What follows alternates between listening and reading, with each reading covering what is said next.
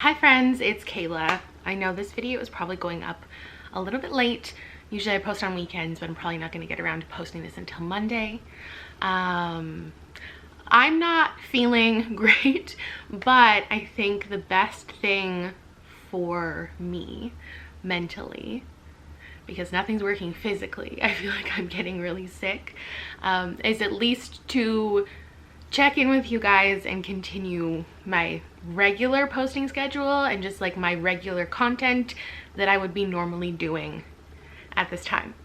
So what we're gonna do today, I did an Instagram live with you guys where I asked you to give me some mostly like YA contemporary books that you love, and then I could find you a thriller that you might like if you're new to thrillers. This is basically an if you liked this, you'll probably like this video. I feel like I get asked a lot about where to start with thrillers, and I never know how to do that video.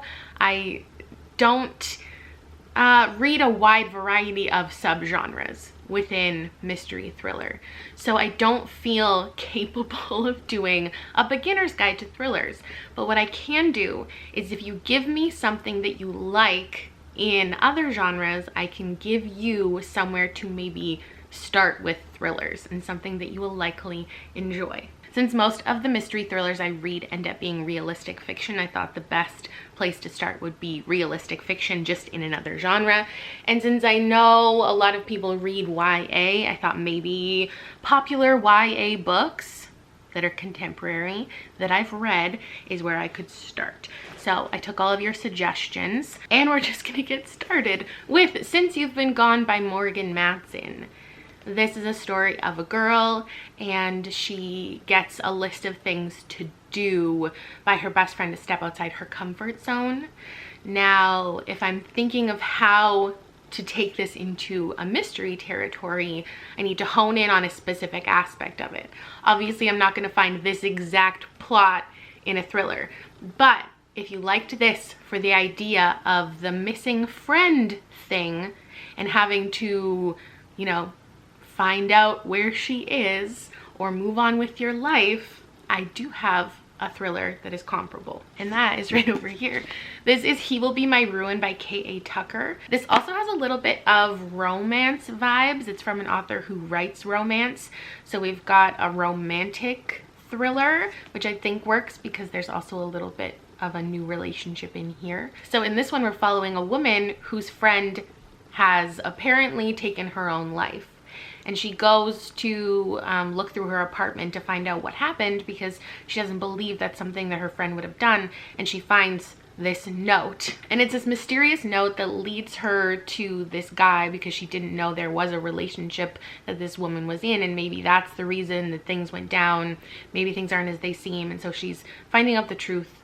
And then there's a couple men in this story who are sketchy. So I think if you love Since You've Been Gone and you want to check out a mystery, He Will Be My Ruin is a pretty accessible one to start with. Then I got to thinking, if you're here and you already regularly read thrillers, maybe I could also do some spin-off recommendations. So if you've already read He Will Be My Ruin, a couple comparable stories could be Don't You Cry by Mary Kubica, because we also have the missing friend element. This one follows a similar plot where there is a missing woman this time. I didn't love this one as much, which is why this is like my #1 recommendation. For other people, I'm definitely recommending books throughout this video that I like actively didn't like, but you might love. So Don't You Cry by Mary Kubica is a kind of similar plot. It follows a woman, she has disappeared and she's left behind some mysterious notes. But in this one, we're following a couple different perspectives, which is fun if you like that, because there is this mysterious woman in another town. She appears in this coffee shop, and one of the employees there kind of becomes obsessed with her.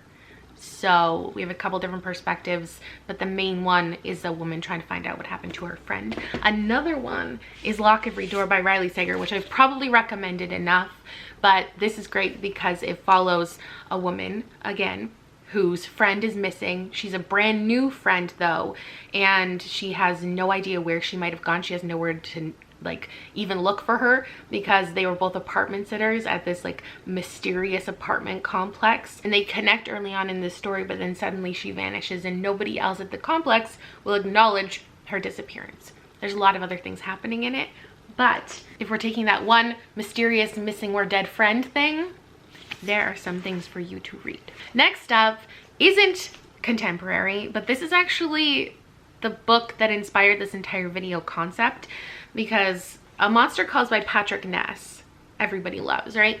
And I was reading this book recently that I don't even have now. I lent it to my mom, and it's called The Whisper Man by Alex North. And while I was reading it, I was like, oh my gosh, this really reminds me of A Monster Calls, but in like a realistic fiction mystery kind of way. So in A Monster Calls, we're following a young boy and his mother is sick. And in The Whisper Man, we're following a young boy and his mother has recently passed. And then in A Monster Calls, there's a monster that comes to this young boy's window and, you know, takes him out and teaches him things. And it's this really interesting and important and moving story. In A Whisper Man, a man comes to his window, the young boy, and is whispering to try to lure him out. Because in this story, we're following this serial killer who has kidnapped all of these young children, and then we're like 20 years in the future, and we're following a couple different perspectives: a detective who's trying to find out the truth about the serial killer, the young boy, his father, and then things happen from there. But if you don't read a ton of thrillers, I think this would be surprising to you. Sometimes when I read thrillers, since I read so many books in the mystery thriller genre, it takes a lot these days to like really impress me or surprise me. So this is one that I recommend that I didn't personally love, but if you're brand new to the genre, I think this would do great things for you. And it has vibes of A Monster Calls. It's got this like paranormal overtone, which is really cool. Another one I have to recommend based on that is Imaginary Friend by Stephen Chbosky. Again, I didn't love this, and technically it's horror, so it goes outside the entire video concept, but I know if I don't mention it, somebody will bring it up because it's a very clear, easy comparison. Again, in Imaginary Friend, we're following a young boy moving to a new town, and this is a lot more like actually fantastical, so more on par with this one. And he basically goes into the woods and builds this treehouse, and then becomes obsessed with building this treehouse, and there are external forces kind of telling him what to do. A spin-off of that, if you enjoy the missing or dead parent aspect to mystery thrillers, I would also recommend Into the Water by Paula Hawkins. If you're new to thrillers, this we're following a couple different perspectives again, and one of them is this teenage girl who has recently lost her mother. This also has that ominous overtone of the aforementioned titles, because there's this like dark, spooky body of water where women are like disappearing into. Then I was specifically asked in the live about thrillers that take place in summertime. Somebody mentioned summer camp. So I was thinking books like Our Own Private Universe by Robin Talley, or The Names They Gave Us by Emery Lord, which take place over the summer and at camps. This one I connected I'll Never Tell by Catherine Mackenzie, because there is a sapphic relationship in these both. So if you liked either of these two, or just camping books, summer type stuff in general, I would definitely recommend I'll Never Tell. So in this one, we're revisiting a summer camp and solving the mystery of one summer where a young girl died. And we are like 20 years in the future following this entire family. Some of them know the truth of what happened that summer. Some of them are going to find out, and they also need to decide what to do with this summer camp. We've got summer, we've got camping, we've got inheritance vibes. I think this would work. Also, if you liked I'll Never Tell, my spin-off recommendation of this is another Riley Sagar, The Last Time I Lied, which has, again, similar vibes. Every time I mention this, some people comment, they're like, isn't this exactly what The Last Time I Lied is? And I get where you're coming from, but they are quite different in tone and plot. but we are following a couple different timelines, one in the past about a group of young girls at a summer camp, and some of them go missing instead of like straight up dying. Some of them have gone missing, and now we are in the future following a woman who is coming back as a camp counselor. So it's different because she doesn't own the camp, but she needs to come back and face the past and figure out what happened to these girls. I think these are both great. I gave them both like 4 or 5 stars, so highly recommend both of them. And then I'll do a spin-off of my recommendation for this because I really want more books about inheritance. So if you have any recommendations, I would love them. One of them I would recommend to you, you might enjoy The Family Upstairs by Lisa Jewell. We're completely going off the original topic, which was summer camp, but these I kind of relate together because we're following different members of a family and getting possession of this house and deciding what to do with it. We're also in a couple different timelines because, again, 25 years in the past, basically the police showed up at this house where there seemed to be a cult and they took a baby away, and now we're following that baby and you know, her family history and what she should be doing with her house now, and if there's somebody in the house now. Dun dun dun. Another one I got asked recommendations based on is To All the Boys I've Loved Before by Jenny Han. Now, I don't really read a ton of romantic thrillers or romance stories in general, so I was originally trying to think of something that involved a love triangle and nothing came to mind. So pulling from a different element of this book, because in here she is writing notes to these boys and she's involved in a couple different relationships in the series, I decided to go with the sister relationship, and I thought of a book that also has like notes involved with it. So imagine Margot when she goes abroad in this book. Imagine she goes missing and Lara Jean has to travel and find her. That's basically what Searching for Sylvie Lee by Jean Kwok is. There are some letters in here from Sylvie Lee. We're following Amy Lee, and she is traveling to Amsterdam to try to track down her sister, follow in her footsteps, find out where she went because she has just vanished. This is the most on the mystery side as opposed to the thriller side of my recommendations. I've described this as more of like a family drama, so definitely go into it with the right expectations. If you want more of just a slow mystery, I highly recommend, and I think that's kind of a good place to start when getting into the genre. Then if you end up liking Searching for Sylvie Lee and you want something more thrilling and still based on the sister vibe, I would recommend Emma in the Night by Wendy Walker. In this story we're following, there are 2 girls who went missing, and now we're 2 years, I think 2 years later, maybe 3, and one of the sisters has come back and the other one, we don't know where she is. We're following Cass, the sister who came back, and her discussions with a psychologist who's trying to find out what happened to Emma and if what Cass is sharing is actually what happened to her in the years that they were missing. I also have another Wendy Walker that revolves around sisters, so if you liked one, you'll probably like the next. And this one is about Laura and Rosie. Laura has gone missing. She just had a whole life change where she's had to move in with her sister, lost her job, lost her relationship, and now she's gone missing.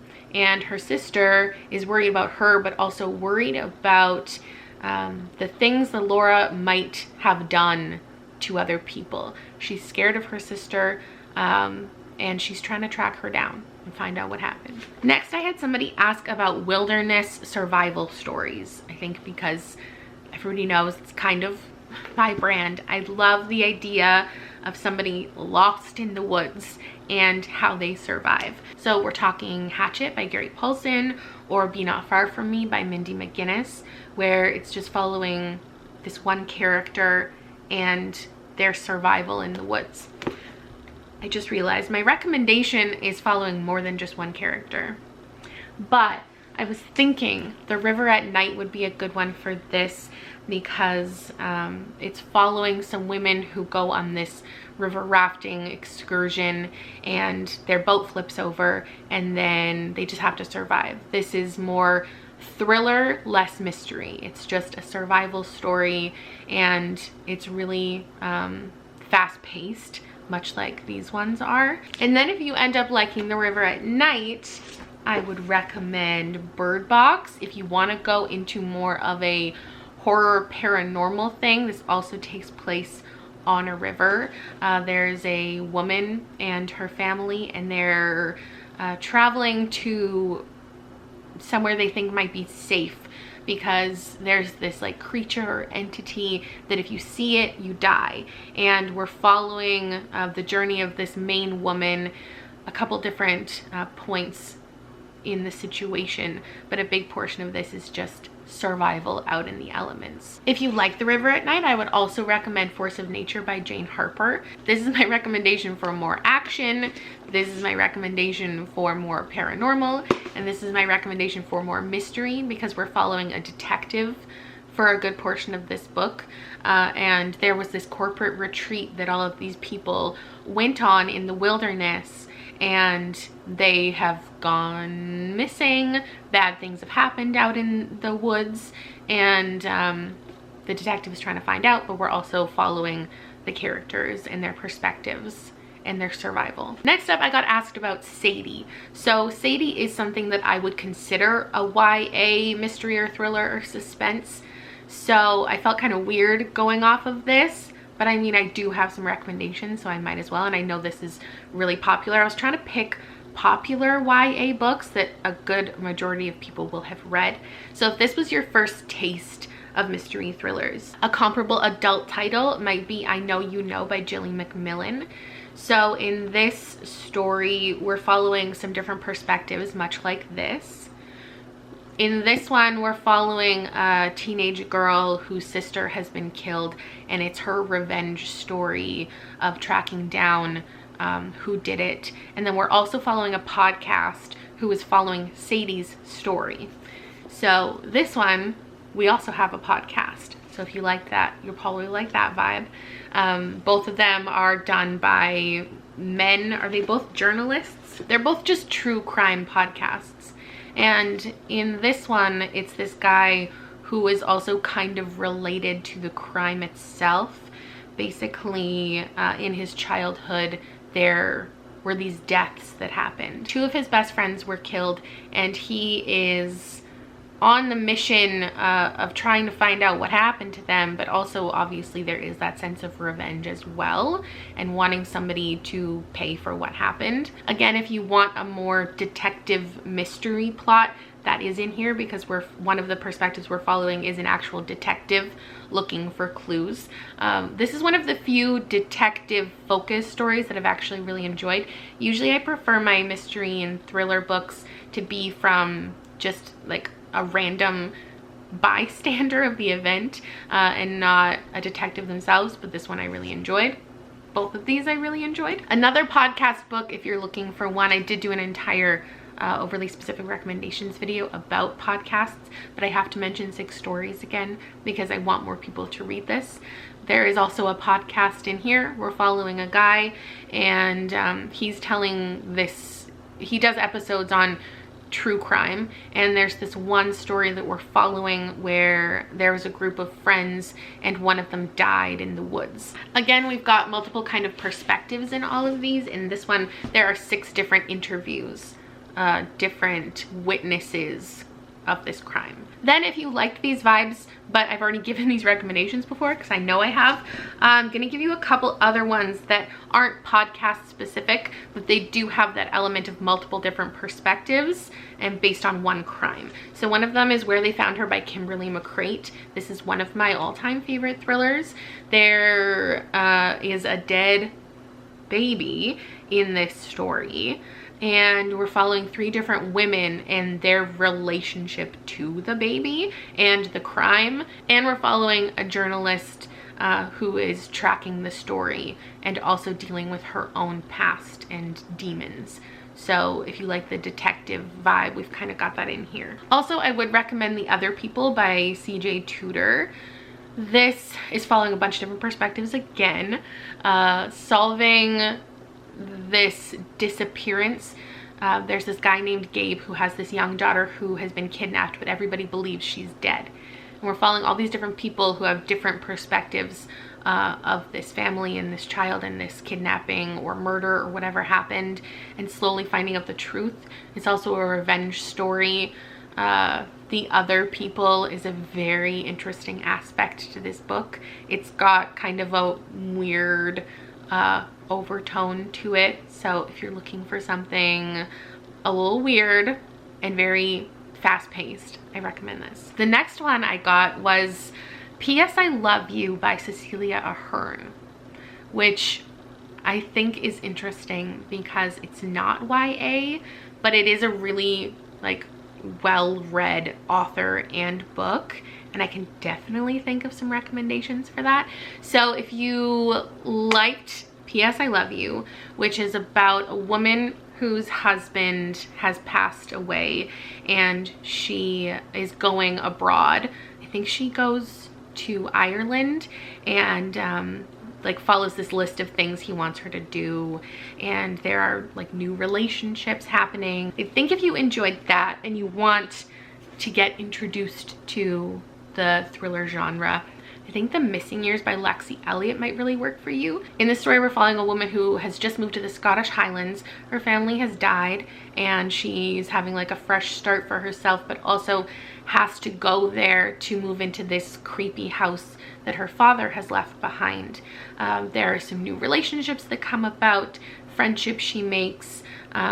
There's some good like similar scenes out like at the local pub, and I think this has a similar vibe to it in some ways, obviously in a much more intense, thrilling way. Then if you loved The Missing Years, a couple other Europe-based stories with someone who's just moving there. One of them is The Turn of the Key. Obviously, I feel like, again, I've talked about this a ton because it's one of my favorite thrillers. This is by Ruth Ware, and we're following another young woman in the Scottish Highlands, and she's moving into another kind of creepy house, and she is becoming a nanny for these weird children in this weird house. The suspense of this is great. It takes place in a smart home. It's obviously inspired by The Turn of the Screw. So again, if you liked that, you would like this. I think everybody would like this. Highly recommend.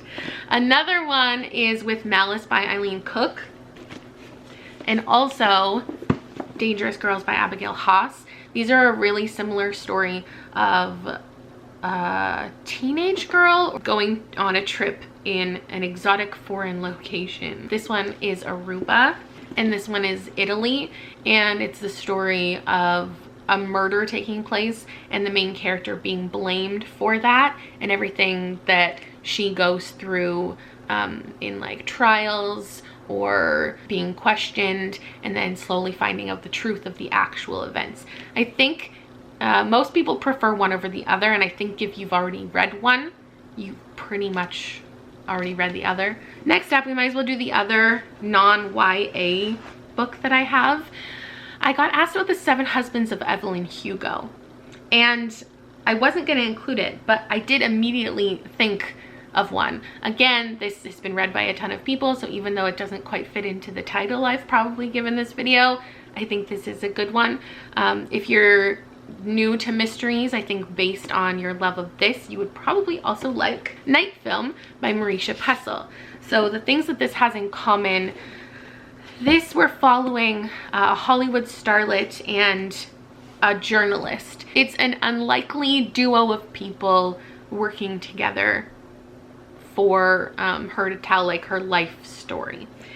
In Night Film, we also have that fame element because it revolves around this like famous director, and we're following a journalist and an oddball group of people who are solving a mystery together. In this story, it kicks off with this young woman who's been murdered, and we're following a journalist named Scott McGrath, and her father was the cult horror director who hasn't been seen in like 30 years. So he gets together this group of unlikely people, and they're trying to find out the truth about her death and the truth about this director and his history, and things are similarly slowly revealed throughout the books. So I think if you like this, you would like this if you want to get into the genre. I don't really have a good spin-off of Night Film things to recommend that are really similar, because I specifically don't love books about famous people. So I didn't actually love either of these, to be candid, but I did recently read 8 Perfect Murders by Peter Swanson, and it gave me these weirdly similar vibes to Night Film. Obviously, I like this so much more. It's one of my favorite thrillers of the year, but we have a similar dynamic between like a 40-something man and then these like 2 younger characters who really gave me like the same vibes as the people in Night Film. He owns a bookstore and they work at the bookstore, and this FBI agent shows up one day and tells him that there's been these string of murders happening that follow this list that he wrote on his blog a couple of years ago, where it's like the 8 perfect murders in fiction, in mystery novels. This is really just a love letter to the crime genre, and just the way that certain events unravel in here and the tone of it reminded me a lot of Night Film, even though the plots are very different. Next, I wanted to do one that isn't a contemporary. I really wanted to be able to give some sci-fi recommendations. So I picked The Giver by Lois Lowry. Again, I wanted to pick popular YA books. This is definitely that. So I think enough people will have read this that hopefully if you want to get into thrillers, some sci-fi thrillers would be a really good place to start.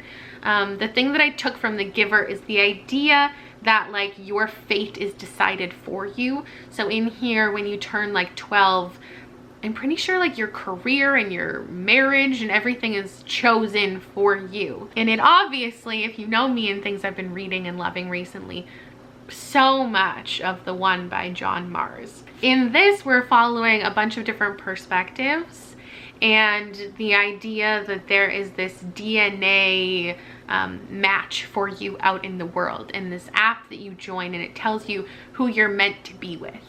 Now, obviously, it doesn't quite have the dystopian, like, controlling your life elements that The Giver does, but I think those of us who grew up with The Giver, I think we all kind of love The One. This had so many good twists in it, good gimmicks, really heavy-handed cliffhangers, much like the controversial ending of this. If you like The One, or if you like The Giver, I would also recommend Nerve by Jean Ryan. This has to do with this app where you play Truth or Dare. It's a little futuristic, which is fun. It's very action-packed, more thriller, less mystery, and this group of people who are telling you what to do and controlling your life. So I think this also works for a Giver recommendation, although that is YA still.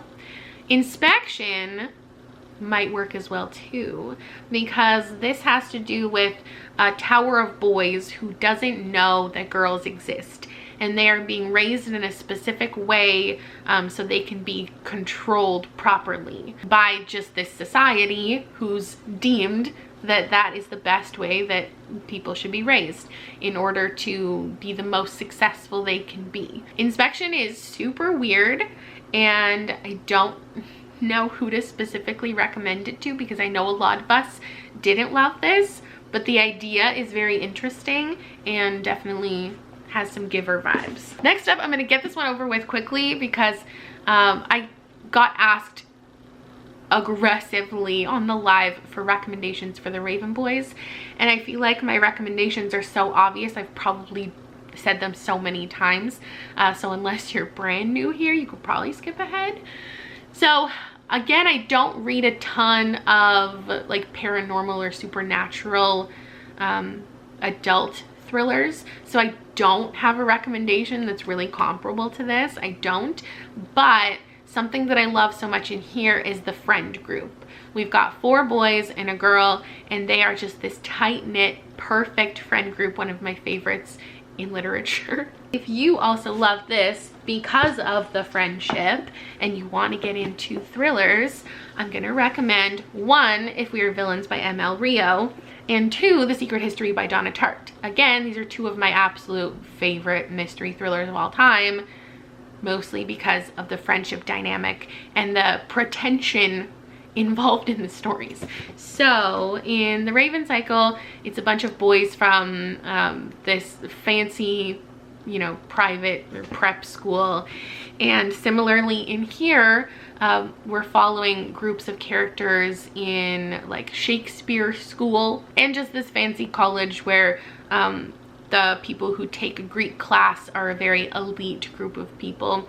In both of these, one of the people in the group gets murdered, and we're finding out who done it, basically. I recommend these in tandem, and I think anybody who's read these understands why. These are very similar, but not so similar that if you've read one, it's ruined the other, I think. Oh, I guess also people ask about Dress Codes for Small Towns, which is one of my favorite, it is my favorite book of all time. This also I love because of the friendship group. So I could have just chosen this and then recommended these 2 based off of the friendship thing. So I did have a contemporary one to mention. Okay, but that's all I've got for you today. I hope some of these recommendations worked.